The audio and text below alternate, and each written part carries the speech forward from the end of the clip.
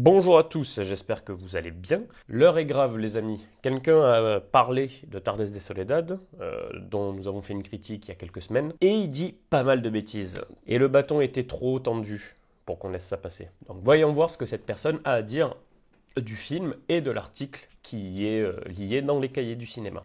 La couverture, voilà, où on voit que le taureau est absent. Évidemment, c'est la condition sine qua non de parler de corrida. Il faut que le taureau soit absent. Si le taureau est là dans sa chair, dans son corps, avec sa conscience, avec sa douleur, on peut pas parler de corrida parce qu'on a tout de suite l'air d'être un énorme barbare. Alors déjà il dit une première bêtise, encore une fois là n'est pas la question d'être pour, contre la corrida, mais de facto, qu'on n'aime pas, qu'on trouve ça scandaleux ou quoi, le taureau a une place essentielle dans ce rituel, encore une fois, qu'on peut aimer ou ne pas aimer. Donc c'est d'une absurdité sans nom de dire dans la corrida on ne peut pas parler de taureau parce que l'existence même de la corrida est de déni. Enfin, je vois pas trop le genre. Déjà, on peut voir dès le début que c'est quelqu'un avec un parti pris très tranché et une idée très tranchée. Vous allez voir qu'après, par la suite, ça va être encore plus croustillant. Hein. Et évidemment que c'est beau la violence. Tout le monde adore regarder les films de kung-fu, les films de Tarantino, les films de gladiateurs. On aime même bien aller au Colisée regarder des gladiateurs s'entretuer. Deuxième absurdité, pour le coup, les gladiateurs, oui, il y a eu des gladiateurs morts dans l'arène, mais de dire on est bien allé voir en généralisant ça, euh, c'est une vision très hollywoodienne et très cinématographique pardon, de la Rome antique et de ses combats de gladiateurs. Beaucoup de chercheurs et d'études scientifiques ont montré qu'en fait, oui, il y avait de temps en temps des gladiateurs qui se faisaient tuer dans l'arène, mais ce n'était absolument pas systématique. Pourquoi? Parce qu'ils coûtaient très cher, c'était des stars, on va dire, à l'époque. Et donc le cliché de ah les Romains allaient voir deux hommes s'entretuer tous les jours dans les jeux du cirque ou quoi, c'est complètement con. Euh, et ça a été très véhiculé par le cinéma hollywoodien notamment, et une peinture, je ne sais plus laquelle, qui a aussi influencé le fameux pouce en bas ou levé. C'est une énorme connerie aussi, et un raccourci historique. On était plus près, j'avais vu les écrits d'un historien, qu'il faudrait que j'essaie de retrouver, qui disait qu'on était plus proche un pouce fermé vers la paume de la main pour signifier que l'épée devait être au fourreau, etc. Enfin bref, mais c'était pas systématique. Donc bref, un raccourci, continuons. Et donc, on a quand même mis un terme aux cardiectomies chez les Aztèques. Donc là, encore une fois, c'est très intéressant. Ouais, on a mis un terme à la cardiectomie chez les Aztèques ou les Mayas, ou enfin ou toutes ces populations, on va dire, antiques d'Amérique centrale et d'Amérique du Sud. Et juste avant, il disait, oui, c'est un truc qui existait avant l'arrivée des chrétiens. Donc oui, certes, ok, c'était scandaleux, hyper violent, de notre point de vue occidental. Et ça a été mis... Ils ont arrêté ça. Ouais, ok, mais c'est quand même des chrétiens colons qui sont arrivés en me disant hop, hop, hop, vous êtes des sauvages, venez dans la paix du Christ, sinon on vous défonce. Et donc du coup, bah, ouais, des mecs comme Pissarro, comme Hernán Cortés, ont massacré les populations locales, ont ramené des maladies de chez nous, ce qui a causé la perte de toutes ces civilisations-là, au nom d'une évangélisation, d'une colonisation, d'un apport de la civilisation prestigieuse européenne. Donc, même si, oui, il fallait à un moment donné que ça s'arrête de notre point de vue, la façon dont ça a été fait, ça s'est pas spécialement arrêté comme ça, mais on va dire que littéralement, les Européens sont venus pour dire aux Mayas, aux Aztèques, aux Incas, oh, faites pas comme ça, soit vous êtes avec nous et tranquille, si vous n'êtes pas contre nous, on va vous défoncer. Donc, empêcher la violence par la violence, il y a un peu comme une dichotomie, mais bon. Bon, Serra, déjà, j'aime vraiment pas.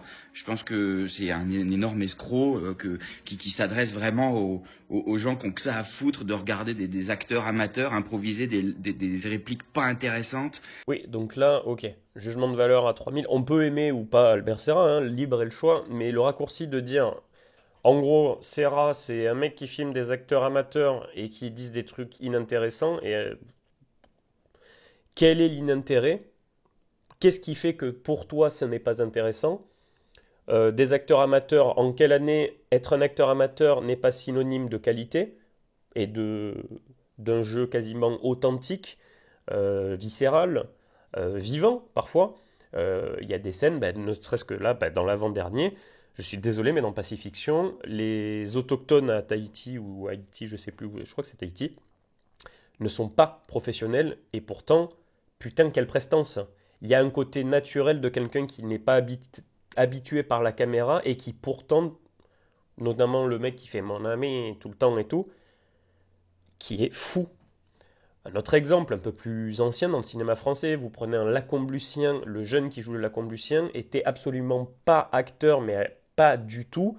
La prestation dans le film, et pourrait dire, ce monsieur dirait, ça sonne faux. Ben non, en fait, c'est ce qui fait toute la beauté de son jeu, c'est de voir que malgré les petites fausses notes, on va dire, académiques qu'on voudrait dans un jeu d'acteur très rangé, eh ben, donne toute la puissance d'interprétation du personnage et du film. Donc l'argument de il y a des acteurs amateurs qui disent des dialogues pas intéressants, bon, très réducteur et on va dire assez fermé d'esprit au niveau cinématographique. Mais sur la fermeture d'esprit, il va y avoir du croustillant encore.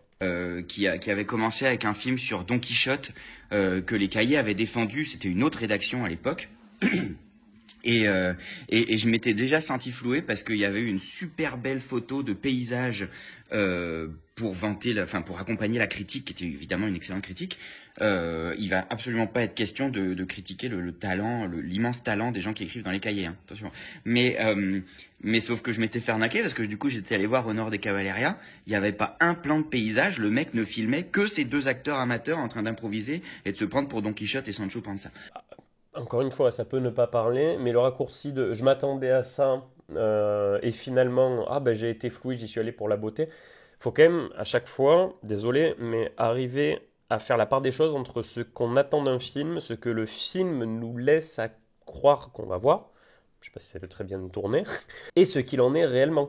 Je veux dire, les deux exemples qui me viennent en tête, c'est la promotion qui avait été faite de Drive, de Nicolas Winding Refn, où toute la bande-annonce, toute la charte graphique laissait à penser que ça allait être un Fast and Furious. Donc énormément de gens ils sont allés en mode ça va être Fast and Furious. Et en fait, pas du tout. Est-ce que le film en est pour le moins inintéressant? Bien au contraire.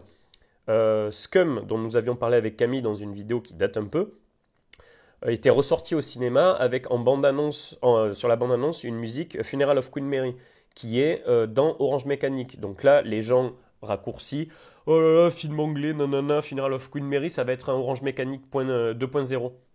Non, c'est autre chose. Est-ce que le film est pour le moins inintéressant? Pas du tout, et bien au contraire. Donc là, s'attendre à une claque esthétique, dire oh là là, les paysages sont très jolis, et finalement se retrouver face à quelque chose de plus intimiste et qui prend à contre-pied complètement le spectateur, au contraire, je trouve que c'est une démarche assez honorable et intéressante quelque part, de jouer avec les attentes du spectateur et le prendre constamment à contre-pied. Et en soi, c'est la marque de fabrique de Monsieur Serra, qui s'amuse toujours à prendre un thème avec l'imaginaire qu'il y a autour et l'image qu'on pourrait avoir un peu cliché de ce monde-là, pour, bam, contrebalancer, nous offrir une vision complètement différente. Donc, visiblement, ça l'a un peu perturbé.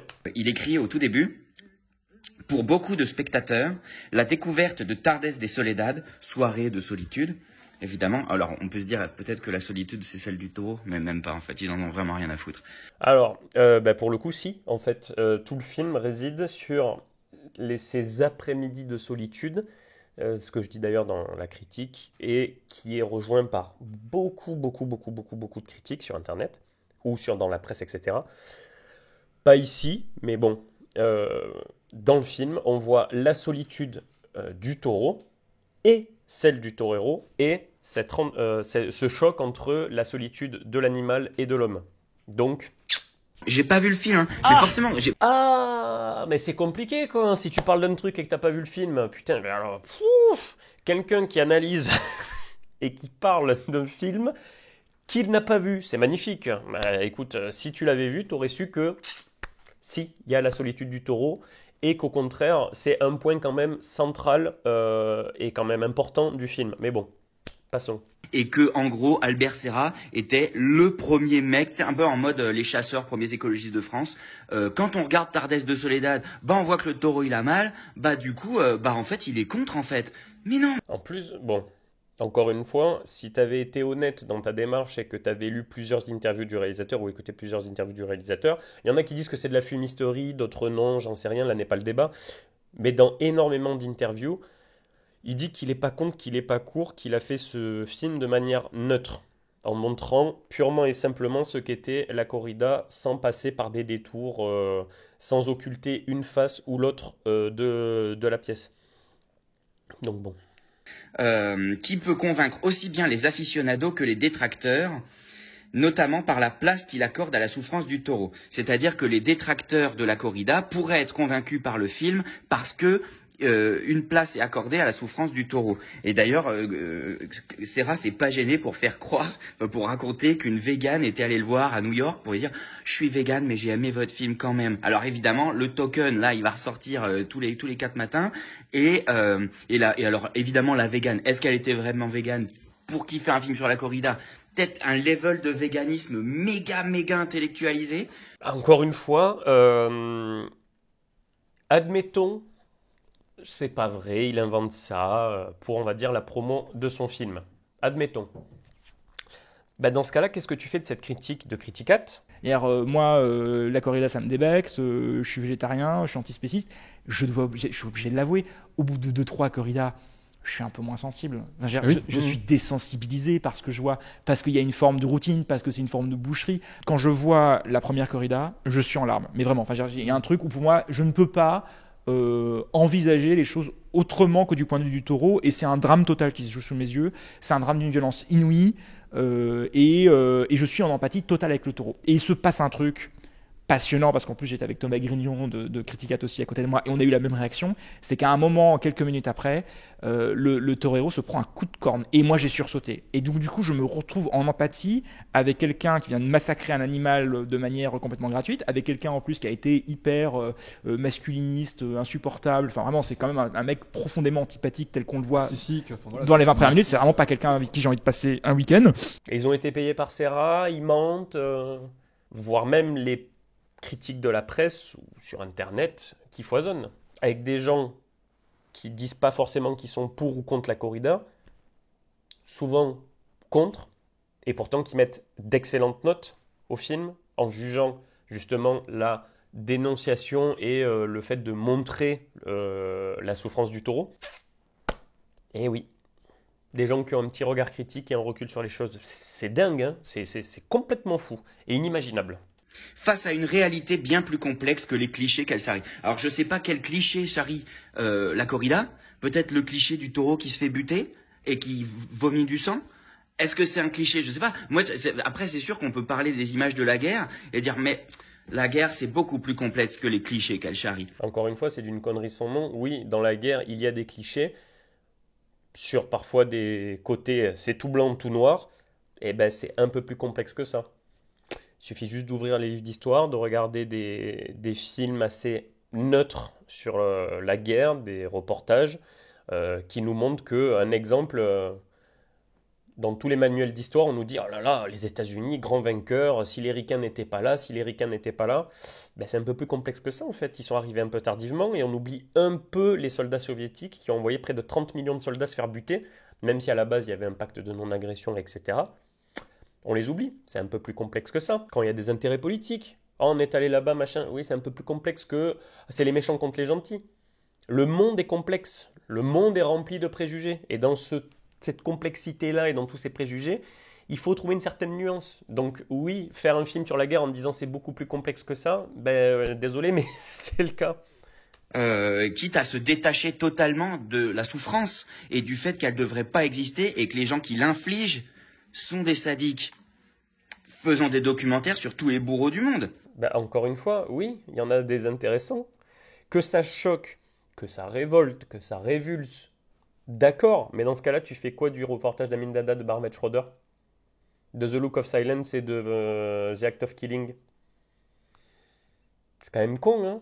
C'est des trucs qui parlent de dingueries qui se sont passées, à savoir le massacre des Khmers rouges, le régime d'Amin Dada. Donc, de boucher, pour le coup, à plus grande échelle, hein, des gens qui ont massacré leur population. Et à t'écouter, ah ben non, il faut pas en parler parce que oh là là, c'est violent, hein. Et puis c'est inintéressant de montrer le pourquoi du comment il y a eu ça. C'est complètement con. La corrida est montrée ici à travers un point de vue proprement cinématographique. Ah bah ouais, propre. Faut que ce soit propre. T'imagines si c'était sale? Il est con ou il est con? Proprement cinématographique, c'est pas pour dire que c'est propre, c'est pour dire que c'est stricto sensu cinématographique et que il y a un point de vue, alors que c'est un documentaire, le raccourci est un peu con, mais dans un documentaire où on pourrait se dire on filme comme ça et puis il n'y a pas de mise en scène, justement, il y a une mise en scène, il y a une recherche cinématographique, mais c'est pas pour dire que c'est propre, et ce serait bête que ce soit sale. Eh ben en fait si, dans le film, justement, la beauté plastique de la photographie qui est juste incroyable, des costumes du torero, etc., toute cette beauté-là extérieure est contrebalancée par la saleté et la dureté de la violence avec les flots de sang, la violence verbale, la violence visuelle, la violence émotionnelle. J'ai pas vu le film, hein. Oh merde! Oh, c'est con ça! Albert Serra ne filme jamais les gradins où se tiennent pourtant des éléments essentiels, la présidence, l'orchestre et surtout le public qui perçoit tout autre chose que le spectateur du film. Bon, moi en termes d'éléments essentiels, je cherche le taureau, hein. Pas taureau, pas taureau. Non, toujours pas, toujours pas. Bah, après, bon, oui, c'est peut-être une limite de l'article des cahiers qui parle pas suffisamment de la place du taureau, alors qu'elle est essentielle dans le film, comme on l'a dit précédemment. Serra s'attarde réellement sur la souffrance du taureau, sur sa solitude et sur une émotion humanisée, humanisante de cette bête. C'est sidérant d'émotion la place qu'a le taureau dans le film. J'ai pas vu le film, hein. Oh merde! Oh, c'est con ça! Le choix formel le plus marquant est l'usage du plan rapproché quasi exclusif. Oui, bon, bah on avait déjà vu ça. Si vous regardez The Wrestler avec Mickey Rourke sur un catcheur, c'est un peu le même truc de mec qui va se faire péter la gueule dans une arène, sauf qu'il se fait péter la gueule à lui-même, il emmerde personne d'autre, et c'est le même truc de filmer tout près. Et vous savez quoi? The Wrestler, c'est filmé par un vegan, c'est Darren Aronofsky qui a fait le film. Le rapport? Quel est le rapport entre... Ah, c'est un vegan qui a fait le film The Wrestler sur du catch, où il y a un homme contre un homme, qui se tape dessus, ok, et il y a des plans rapprochés. Le rapport que ce soit un vegan qui ait fait ça. Que tu me dises, c'est un vegan qui a fait un film sur tel truc, genre une cause animale, ça prend tout son sens. Tu dis, ah ok, il a son regard de vegan sur la mise à mort d'un animal à l'abattoir, l'élevage, la consommation de viande. Ok, après qu'on soit pour ou contre, etc., c'est un autre sujet, un autre débat. Et ça ouvre à discussion de la place, on va dire, de l'idéologie du réalisateur dans la mise en scène de son film. Mais le rapport de Darren Aronofsky et vegan, et t'as vu, bah, il a fait comme Albert Serra dans The Wrestler, il n'y en a absolument aucun. Le cœur du combat, appelé faena, soit la série de passes exécutées avec la muleta, donc le petit truc rouge qui s'achève par la mise à mort de l'animal, n'est jamais montré ici dans son intégrité spatiale et temporelle. Comment mieux expliquer le fait que c'est de la propagande? Quand on engueule L214 parce qu'ils font des vidéos sur les abattoirs, on leur dit c'est du montage. Si tu veux montrer qu'un truc a vraiment eu lieu, tu fais un plan séquence. Si tu veux montrer l'horreur d'une scène, tu la fais en plan séquence parce qu'on a le sentiment du temps réel. Là, le projet, c'est justement d'atténuer autant que possible l'horreur de ce qui se passe. Donc forcément... Que dire? Alors, le montage de Tardes de Soledad atténuerait la violence du film. Et pour avoir une réelle émotion devant l'horreur qui se passe à l'écran, il faudrait un plan séquence. Que dire? Justement, dans Tardes de Soledad, il y a des plans qui durent très longtemps, et il y a un côté charcuté, on va dire, du montage par instant, avec vraiment un découpage, une fragmentation. Et c'est justement ce procédé-là qui participe à l'épuisement du spectateur qui est parallèle à celui du taureau et du torero. Et cette violence hachée du montage rajoute à la violence de ce qui se passe sous nos yeux. C'est complètement lunaire de penser que pour avoir un truc et pour vraiment prendre conscience, il faut avoir un plan séquence. C'est comme si quelqu'un te dirait, ah ben là, pour montrer l'importance d'un objet ou de ce que dit quelqu'un, ah ben là, il nous faut nous mettre un gros plan.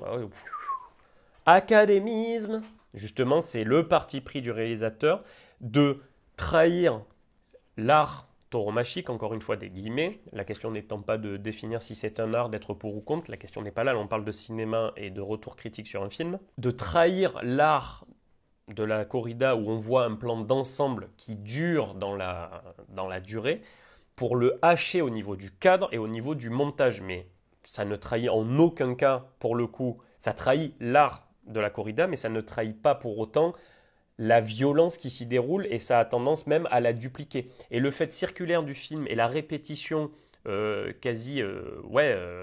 complètement circulaire et un cercle infernal, rappelle le côté répétitif de la corrida, où, c'est-à-dire quand vous allez en voir, il y a 6 taureaux, et c'est très codifié, c'est toujours telle phase, telle phase, telle phase, taureau suivant, telle phase, telle phase, telle phase, taureau suivant. Ce côté très répétitif, il est dans le film en fait. J'ai pas vu le film. Hein. Oh merde! Oh, c'est con ça! Évidemment que le mec découpe et fait que des plans approchés. Filmer la corrida en évitant la cruauté, c'est juste un art de lâche. C'est un art de fuir la réalité du truc. Mais c'est pas parce qu'il découpe et qu'il met pas en plan large et qu'il y a du montage qui cache ce qui se passe.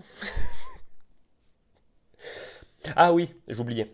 J'ai pas vu le film. Hein. Oh merde! Oh, c'est con ça! Mais moi, ce qui m'éclate, c'est qu'il parle de trahison. L'art de la trahison, tout ça. Ouais, moi, je veux pas trop être fidèle, je fais ce que je veux, je fais mon film. Rocaray, donc le torero, a-t-il apprécié Tardes de Soledad? Réponse de Serra. Il voulait absolument le voir avant sa projection au festival de Saint-Sébastien. Il en avait le droit par contrat, alors même que le son n'était pas encore monté ni mixé. Il est très difficile de regarder un film qui est encore en cours de fabrication. Il faut faire abstraction de toutes les scories qui vont disparaître. Il a été choqué par certaines phrases qu'il prononçait, même si je lui disais qu'on ne les entendrait pas une fois le montage achevé. Là, ça me fait penser à Paul Verhoeven qui avait dit à Sharon Stone non mais je te jure qu'on verra pas ce qu'il y a sous ta jupe au montage, et Paul Verhoeven a trahi Sharon Stone, on a vu tout ce qu'il y avait sous sa jupe et ça s'est retrouvé à Cannes. Et vous savez quoi, Albert Serra, il a pas trahi le toréador. Je me souviens qu'il n'aimait pas non plus une scène à Madrid où il est sifflé par la foule. J'ai tenté de le rassurer en lui disant qu'on enlèverait les sifflets. Mon bibou, il voulait pas qu'on entende qu'il se faisait siffler par les gens qui ont une âme. Alors, justement, dans le texte L'art de la trahison, pour le coup, Serra a trahi Rocaray, puisque ces sifflets s'entendent, et pas qu'un peu, se remarquent par l'adversité qu'a Rocaray avec le public, et ils sifflent parce qu'ils ont une âme. En fait, dans la scène du film, ils ne le sifflent pas en disant « bouh, espèce de monstre qui fait souffrir le taureau dans ce spectacle atroce ». Il le siffle parce qu'il n'est pas apprécié par une partie du public, parce que l'après-midi est compliqué pour lui, il a du mal à faire ce qu'il veut, et donc le public est très dur avec lui et le siffle. Donc oui, il a été trahi par Serra. Ah mais, pardon, j'oubliais. J'ai pas vu le film. Hein. Oh merde! Oh, c'est con ça! Ouais, évidemment, mais donc l'art de la trahison, trahir le taureau, easy. Trahir la scénographie de la corrida, ok, easy, parce que la scénographie de la corrida, elle est un peu crade en vrai. Et donc du coup, le seul qui trahit pas, c'est le putain de torero. C'est le mec, le sadique, qui a décidé que pour gagner sa vie, pour donner du sens à sa vie, il fallait qu'il tue des innocents. C'est pas de la trahison, c'est du lèche-boulisme au dernier degré. Encore une fois, le lèche-boulisme, la raison pour laquelle Rocaray n'a pas aimé le film, c'est qu'il n'est pas vu dans son plus beau jour dans le film. Il se fait huer, et ça, quand on voit tout l'intérêt qu'il a du regard du public envers ce qu'il fait, on se doute que c'est pas grave de dire, là on voit une séquence où je suis en difficulté et où je me fais siffler. Il apparaît comme quelqu'un de très... pas m'as-tu vu, mais il est très directif, juste agua, genre ouais, donne-moi de l'eau et s'il te plaît, merde, on oublie. Il pose une question à son péon, le péon commence à expliquer, c'est bon, arrête, façon de dire, une gentille façon de lui dire ferme ta gueule. Parfois il est un peu ridiculisé dans la façon qu'il a, et même un peu infantilisé, à toujours chercher la confirmation, l'approbation par son équipe en disant là tu penses que j'ai fait un truc bien, là tu penses, il y a quelque chose qui casse cette image, on va dire, d'homme surpuissant qu'il se donne et que ses péons lui donnent en lui disant qu'il a des énormes couilles, etc. Et là, tout d'un coup, ça fait le petit enfant qui est là, mais tu penses que j'ai bien fait, tu penses que j'ai bien fait. Donc on déconstruit la figure de ce mâle alpha surpuissant. Les scènes très érotiques, où on le voit dans un côté très androgyne, très queer, on détruit, encore une fois, on déconstruit cette image masculine.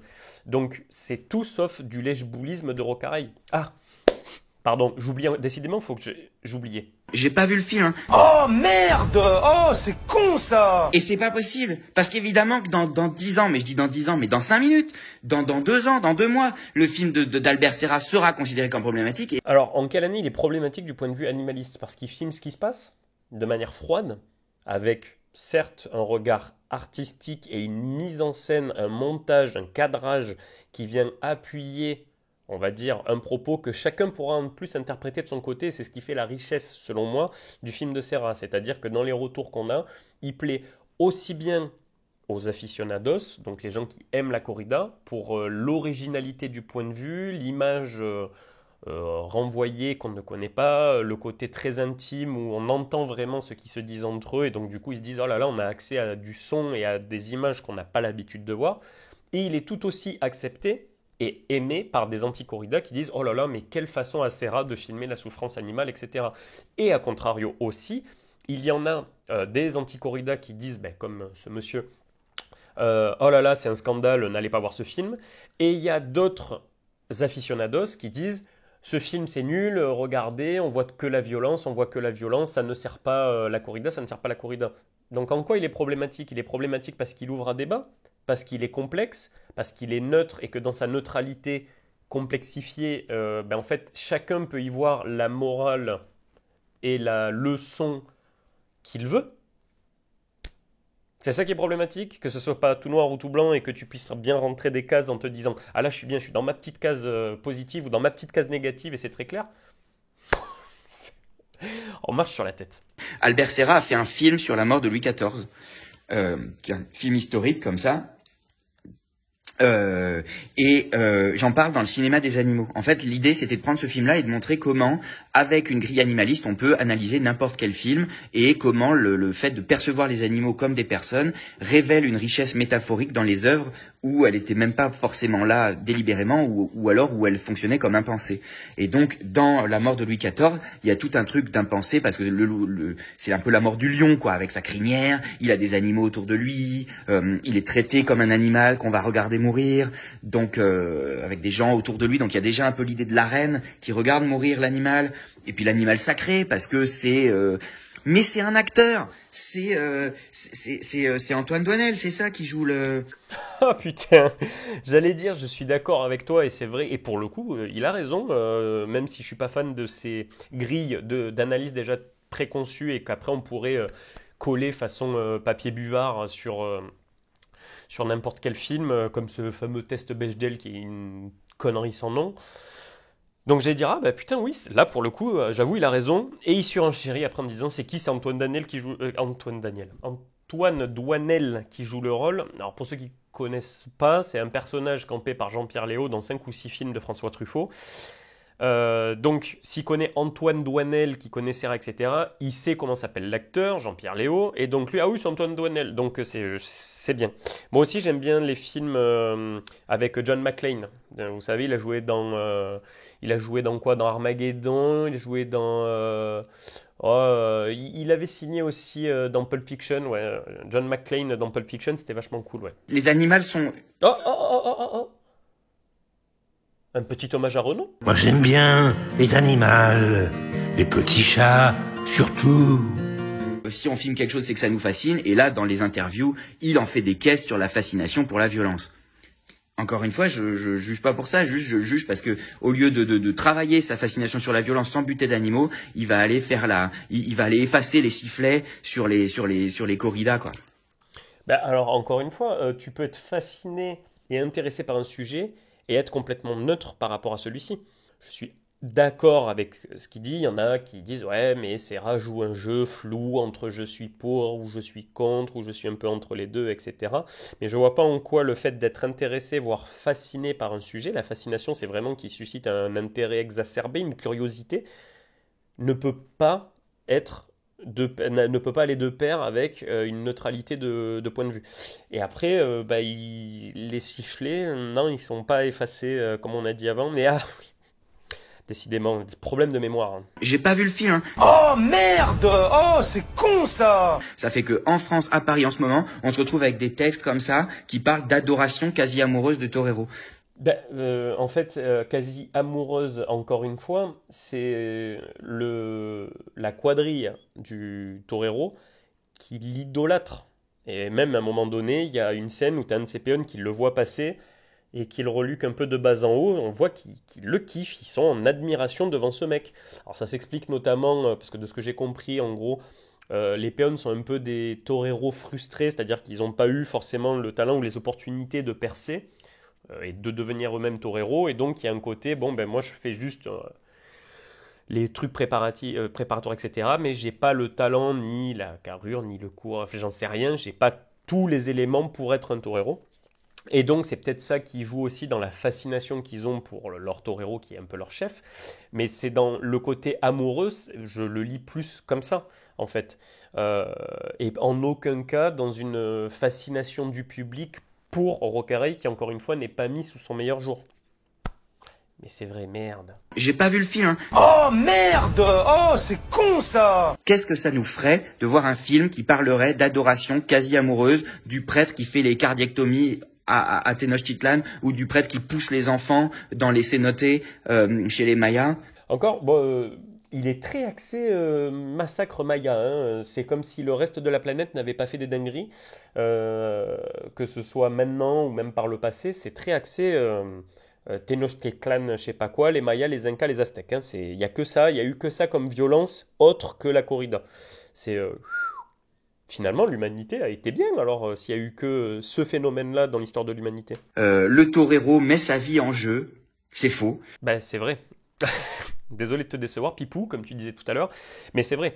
Que tu trouves, comme tu l'as dit précédemment, que le rapport de force est peut-être un peu trop inégal parce que, et ça avait été relevé sur une autre critique du film, où dès que le torero se fait lever, tout le monde accourt pour le venir en aide, alors que quand le taureau souffre, personne ne vient l'aider. Ça, ok, soit. Mais dire que le torero ne risque pas sa vie, ben, c'est juste du mensonge en fait. Que ça te plaise encore une fois ou non, que tu trouves ça injuste, que tu trouves ça scandaleux, comme je t'ai dit, je ne me positionne pas, je te dis pas oui, je te dis pas non. C'est juste un fait. Dans le film, sur 2h05 de film, il y a 4 moments où on pense qu'on va voir Rocaray mourir devant nos yeux. Donc, c'est qui danger il y a. Dans l'histoire globale de la corrida, des toreros sont morts dans l'arène ou après suite à leurs blessures. Récemment, je vais prendre l'exemple de 2 trucs où j'avais vu passer les articles.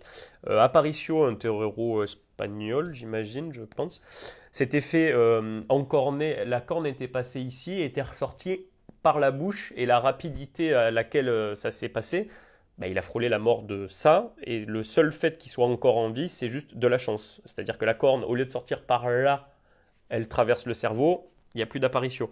Un autre torero encore espagnol, Padilla, lui, c'est encore plus violent. La corne est rentrée dans son oreille et passée derrière le crâne pour ressortir par le globe oculaire en éclatant complètement la boîte crânienne. Encore une fois, 2 mm ou une inclinaison différente, la corne traverse son cerveau, il n'y a plus de Padilla. Donc dire que le torero ne risque pas sa vie, désolé, mais c'est de la malhonnêteté intellectuelle. Encore une fois, que tu sois pour ou contre, ça s'entend parfaitement. Que tu trouves ça scandaleux, ça s'entend parfaitement. Mais ne mens pas, s'il te plaît. Je présume qu'il y a là un enjeu sérieux qui ne le fait pas pour rien. C'est faux, l'enjeu sérieux, c'est juste d'être une star. Regardez le mec qui a demandé à Serra d'effacer les sifflets. Donc, l'enjeu, c'est pas forcément que d'être une star, et le mystère autour de ce film, justement, c'est pourquoi un homme risque sa vie dans l'arène. Et c'est assez insaisissable. On se dit, est-ce que c'est une mystique? Est-ce que c'est une dévotion quasi christique? On voit que Rocaray est quand même très habité. À un moment donné, quand il se fait soulever 2-3 fois sur la même corrida où tu as l'impression vraiment qu'il va mourir devant nous, qu'il a failli mourir éventré contre les barrières de l'arène, il se relève tout boitillant, le pantalon éclaté. On se dit, stop, genre arrête, si tu continues, tu vas te faire tuer. Parce que là, ça fait 2-3 fois d'affilée que tu te fais lever, ça arrête. Il y retourne, il arrive à mettre à mort le taureau, et son péon lui dit « ça c'est bon, ça c'est vrai, ça c'est la vérité, la vie ne pèse rien ». Et justement, c'est quand même assez déroutant et déstabilisant de se dire « qu'est-ce qui habite ces gens-là pour être autant, c'est à la limite de la folie, de dire j'ai failli mourir là, j'y retourne, quitte à mourir dans l'arène parce que je suis habité par un truc, c'est quand même assez complexe.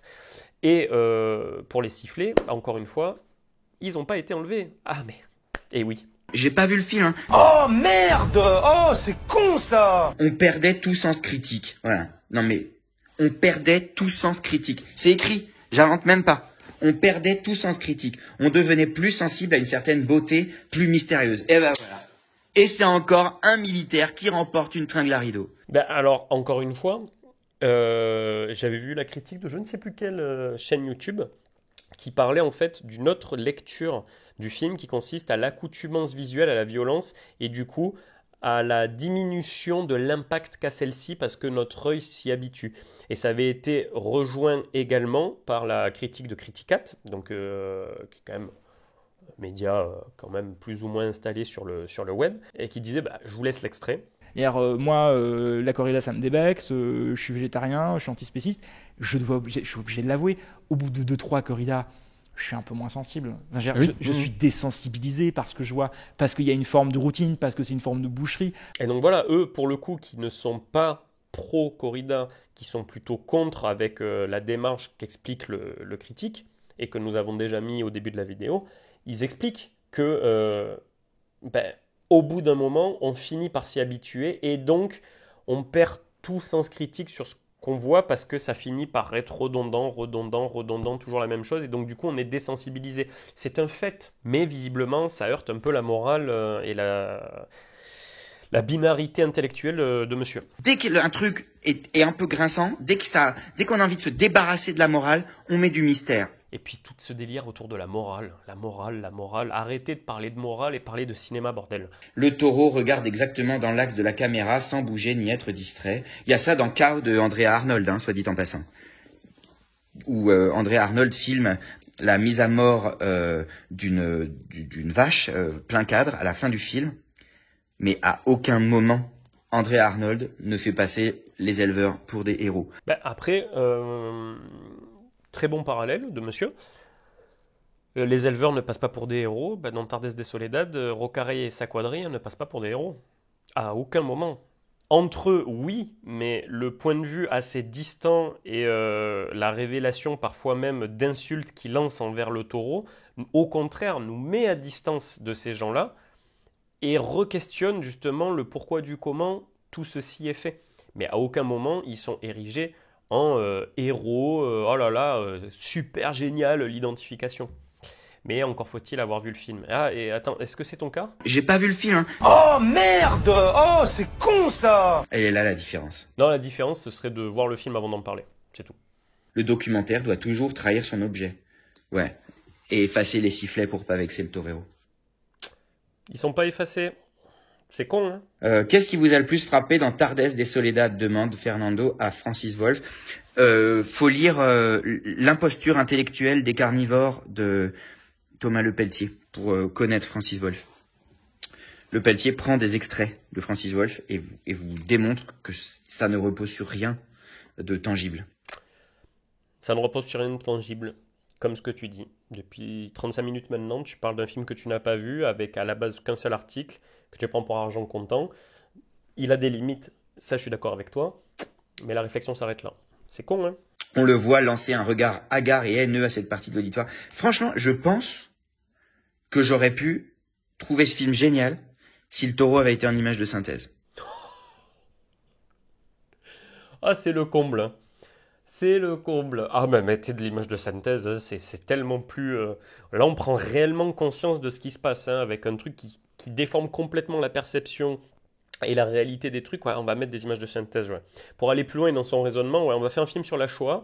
Nuit et brouillard, tu vois, on va le refaire, mais avec une IA. Voilà. Parce que comme c'est trop violent et que moi, franchement, ça me heurte et que je trouve que c'est une horreur absolue, remplacez-moi tous ces cadavres de vrais juifs morts, remplacez-moi par de l'IA. Comme ça, mon ego, il sera, tu vois, je me dirais, c'est horrible, mais pas trop quand même, c'est des images de synthèse, mais c'est du délire, c'est...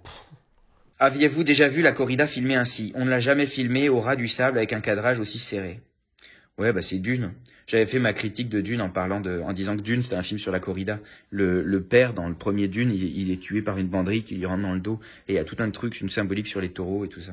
Une symbolique de la corrida dans Dune, parce que le mec se fait planter dans le dos, mais arrêtons les conneries, putain, arrêtons les conneries.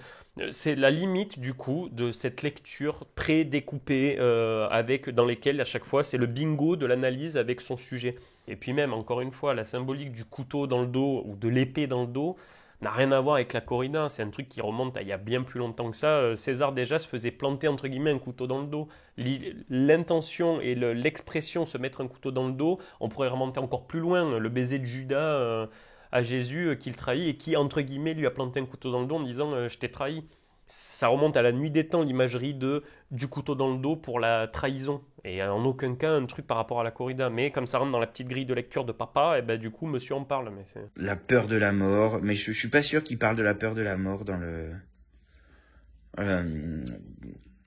du taureau.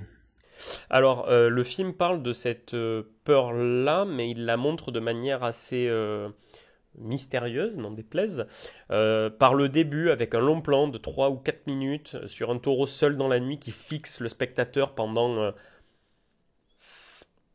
15-20 secondes et qui limite nous prend à partie avec un regard caméra en disant vous allez assister à ma passion, pour reprendre un vocabulaire christique.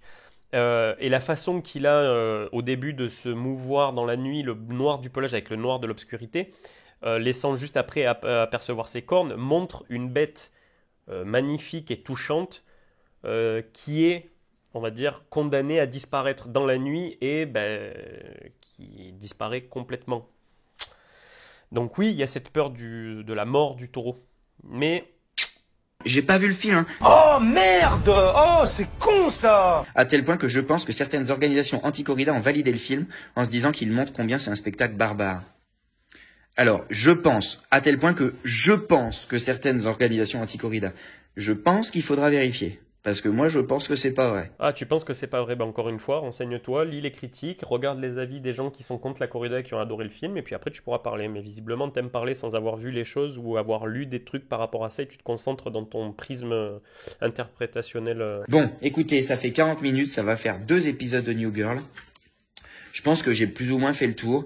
Alors, moralité, vu que ça fait 2 fois que tu parles de New Girl, je pense, au lieu de parler de sujets que tu connais pas ou que tu n'as pas vu ou sur lesquels tu ne t'es pas renseigné, reste sur New Girl, il y a 3 saisons de ce que j'ai vu, regarde-toi les en boucle, et là, pour le coup, tu seras de quoi tu parles, ce sera mieux. Donc, moralité, avant de parler d'un film, regardez-le.